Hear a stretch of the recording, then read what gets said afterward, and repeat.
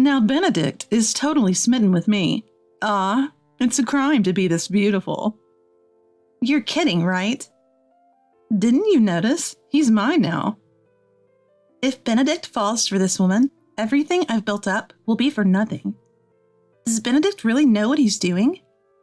Or even understand what's happening? My world goes dark. My name is Elise. I'm a 45-year-old woman teaching yoga in the suburbs of Boston. When people hear yoga instructor, they might picture someone refined, but that's usually the younger female instructors. To be honest, nearing 50, I'm not exactly a hot commodity, so my life depends on Benedict's income. My husband Benedict is older than me, 48 years old. At 48, most people worry about health checkups, especially metabolic syndrome. But not Benedict. He's fit and youthful, something I'm proud of. When I show his pictures to my yoga students, they're amazed and start comparing him to their own husbands, so I often tell new students, bring your husband to my yoga class, and he could look like this. Benedict and I met because I was his yoga instructor, so it's not entirely untrue. I teach yoga a few days a week and spend the rest of the time as a housewife. I thought this would be my life forever. That was until she showed up. She changed everything between Benedict and me. It started during a trial yoga class. One day, a familiar woman joined the class. I struggled to remember where I'd seen her before. I felt bad for not remembering her face, but maybe deep down, I didn't want to remember her because she was such an unpleasant woman. The answer came from her. During the break, she approached me. It's been a while. Remember me? Seeing her malicious smile, I remembered. This woman was Lori, a childhood friend. Lori and I lived close to each other and have gotten along well since we were little, playing together. Lori was cute and popular, even rumored to become an idol someday. But she had another reputation, and Lori's reputation stood out in other ways too. She took things that didn't belong to her, from erasers and umbrellas to dolls, and as we grew older, even someone's boyfriend. Men adored her, but women couldn't stand her. And let's be honest, I was one of those women. We've known each other's families since we were kids, and I was often the victim of her thievery. And now, she's right in front of me. We lost touch after her family moved away during elementary school. How did she even find me? Keeping my professional smile, I responded, Lori, it's been ages. Of course I remember you. I moved back to town, saw your face on a yoga poster, and thought it looked familiar. But it seems anyone can be a yoga instructor, even you, so I could probably do it too. She hasn't changed a bit. Hearing her words, I knew immediately, and decided not to mention Benedict in my usual class introduction today. Having my life partner stolen at this age is no joke, and if anyone could do it, it's Lori. After the trial class, I got up and ended up having a late lunch with her. As soon as we sat down, she started bragging about how many men were after her, how she got scouted by a famous talent agency. I couldn't tell if she was lying or not, but she kept talking. She seemed to want to show off her current life. Living on the top floor of a high-rise isn't that great. The elevator ride is long, and the people on the lower floors are snarky. But the worst part is my husband, Joshua. He's an attorney, so the money's good, but he's fat. Thanks to him, I can be a housewife, but it's hard. You couldn't handle it, still teaching yoga at your age? Her face was soaked in smugness. I bet she stole Joshua from someone else, too. I just listened, hoping she'd get bored if I didn't react. I thought that Lori would get bored if she knew I wasn't particularly responsive. Did you get married? Really? What's your husband like? As plain and unimpressive as you? Her words made my blood boil. I felt like she was negating my happy, precious life. And I wanted to see her reaction when she saw Benedict. My husband is 48, but doesn't look it. My students often ask if he's in his 20s. He works for a foreign financial institution, so he makes a decent income. I showed her a picture of Benedict. For a moment, I felt a small victory over Lori, but it was short-lived. Wow, I think I like him. I messed up. That was her signal that she'd found her next target. My momentary feeling of superiority vanished, leaving only regret. But it's okay. She doesn't know where I live or how to contact me. If I keep quiet, everything will be fine. Holding back my rising anxiety, I continued to make small talk with Lori. But behind the casual chatter, there was an unspoken battle. Lori was trying to dig up more about Benedict, and I was dodging her questions. I managed to end the conversation without giving anything away. I felt relieved and went home, but Lori started showing up at my yoga classes more frequently, probing for information. I dodged her questions and eventually started avoiding conversations with her altogether. Maybe she sensed my attitude because one day she suddenly stopped coming to yoga class. Yes, she's finally given up. We might have been young once, but now we're both in our 40s. Things can't always go your way at this age. Served you right. I felt like I had finally won and did a little fist pump. But the real winner was Lori, because she had already gotten close to Benedict. For a while, life returned to normal. I taught yoga and supported Benedict by taking care of the house.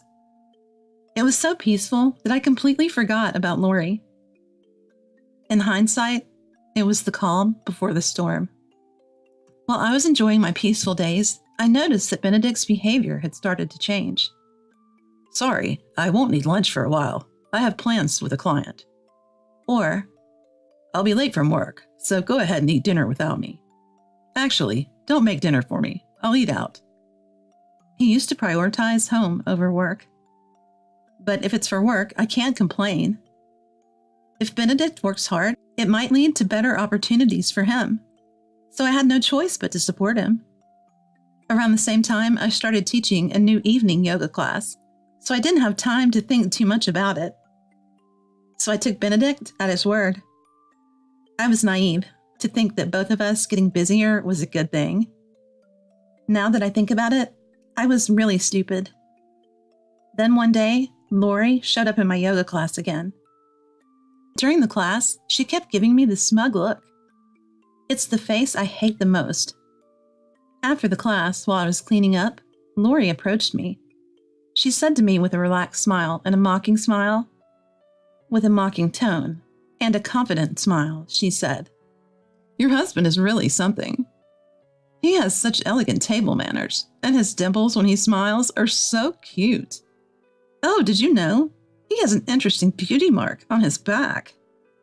That's when it hit me. She hadn't given up on Benedict. She had already gotten close to him. The elegant table manners and the dimples when he smiles meant they had shared meals. Could it be why Benedict stopped taking lunch from me? But more importantly, the interesting beauty mark on his back? If I connect that with Benedict coming home late and smelling like a different soap, the answer is clear. She's already slept with him multiple times. I was horrified. What are you even talking about? I never introduced you to Benedict. How did you even meet him? Are you dumb?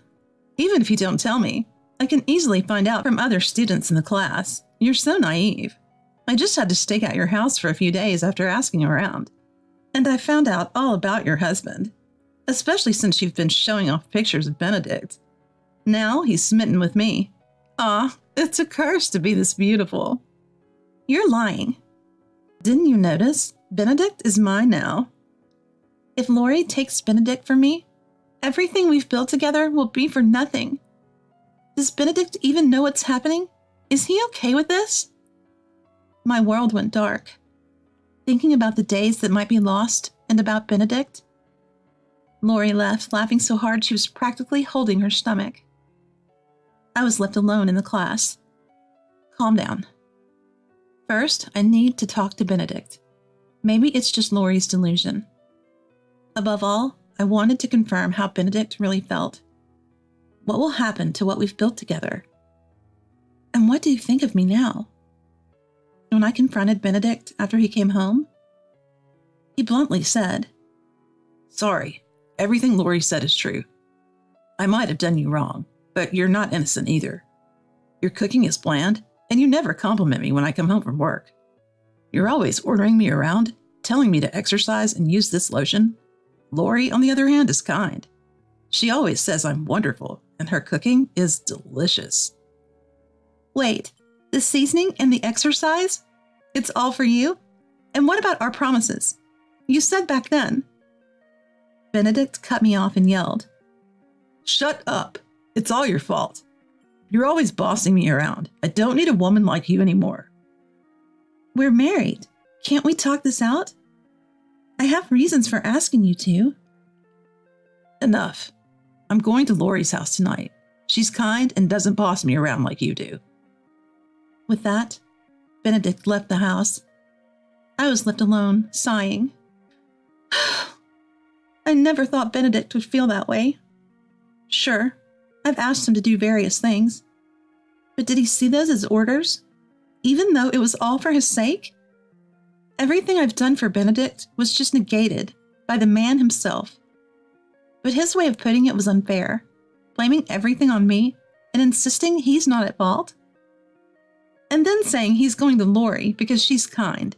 What is he, a grade schooler? He's almost 50 for crying out loud. Is this who Benedict really is?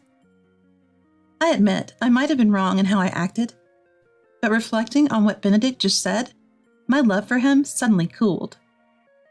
Besides, he's infatuated with Lori and doesn't seem to care about me. That's when it hit me. If that's the case, I might as well hand Benedict over to Lori, clean and clear. If I do that, I might be able to get back at Lori twice as hard. Thinking about the way she laughed at me, I made up my mind. Next time, it's my turn to laugh. I'll get back at her. Lori showed up at the yoga class the next day.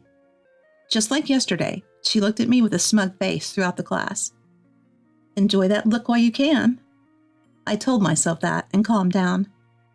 After the class, Lori approached me again, just like yesterday. Today, I have a date with Benedict. He stayed over at my place last night, and it felt like we were a real married couple. Oh, sorry. I forgot. His legal wife is right here. If you like Benedict that much, go ahead. He doesn't seem to love me anymore, so you can have him. Lori looked disappointed for a moment, expecting me to show a frustrated face, but it was only for a second. Oh, giving up so soon? Well, he's already smitten with me, so it makes sense. Hey, Lori, aren't you married to Joshua? Have you talked to him? What? I can easily get rid of that fatso. I'm fabricating evidence of his infidelity to claim alimony and leave him.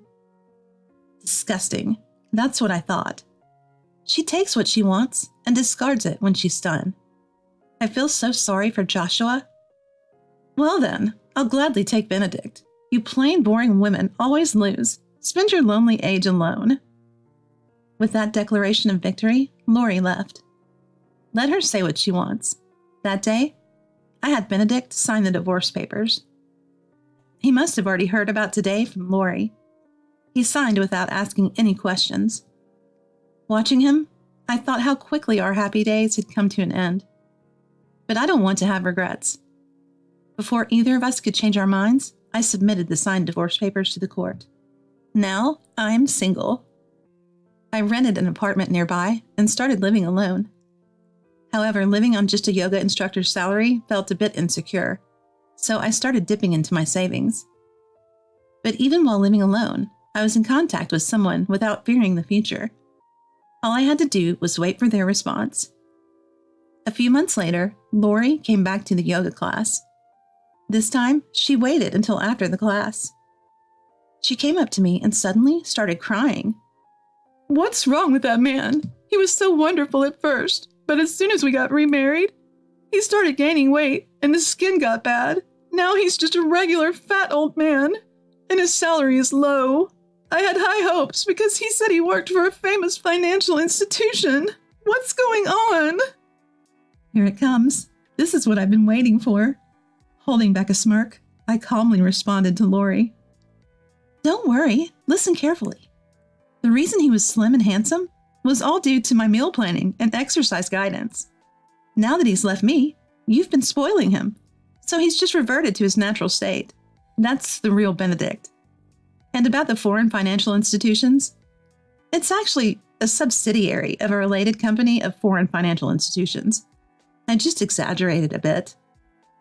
Yes, I had been managing Benedict's meals since before we married.